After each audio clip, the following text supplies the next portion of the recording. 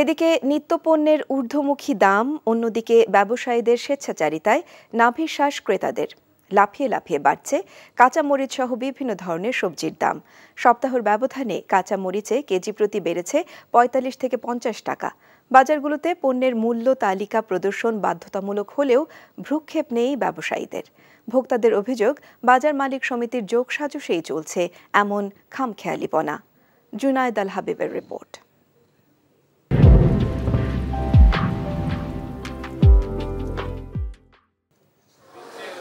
মাস, সপ্তাহ বা কখনো দিনের ব্যবধানে বাড়ছে নিত্যপণ্যের দাম।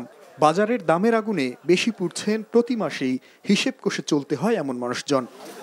এমন পরিস্থিতিতে যেখানে বাজার নিয়ন্ত্রণে সোচ্চার থাকার কথা সরকারি সংস্থা সহ ব্যবসায়ী সংগঠনগুলো, সেখানে দেখা যাচ্ছে উল্টো চিত্র। মূল্য তালিকা প্রদর্শন বাধ্যতামূলক থাকলেও ভ্রুক্ষেপ নেই ব্যবসায়ীদের। অনেকে আবার ক্যামেরা দেখে ব্যস্ত হয়ে পড়েছেন তালিকা হালনাগাদে। বিষয়টি নিয়ে ব্যবসায়ীদের নেই কোনো সদুত্তর। 6 দিনের মধ্যে আপনি চেঞ্জ করবেন না? এটা এত সরল থাকে না ভাই।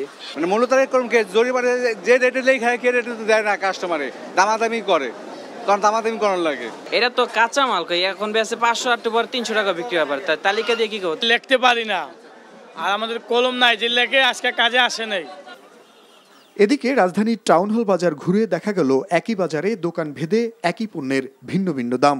কোনো দোকানে দেশি মুরগি বিক্রি হচ্ছে 660 থেকে 680 টাকা, আবার কোনো দোকানে সেই একই মুরগি বিক্রি হচ্ছে 720 থেকে 750 টাকা।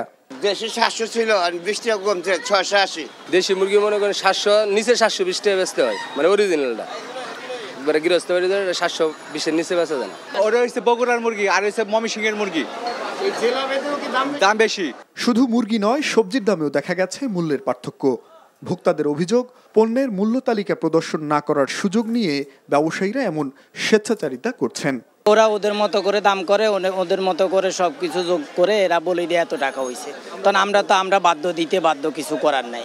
এটা আরেকটু তদারকি করা দরকার, এই মূল্য তালিকাটা। স্থানীয়ভাবে বাজার তদারকির দায়িত্বে থাকা মালিক সমিতির কেউ বিষয়টি নিয়ে কথা বলতে চান না গণমাধ্যমের সাথে। জুনায়েদ আল হাবিব, এনটিভি নিউজ, ঢাকা।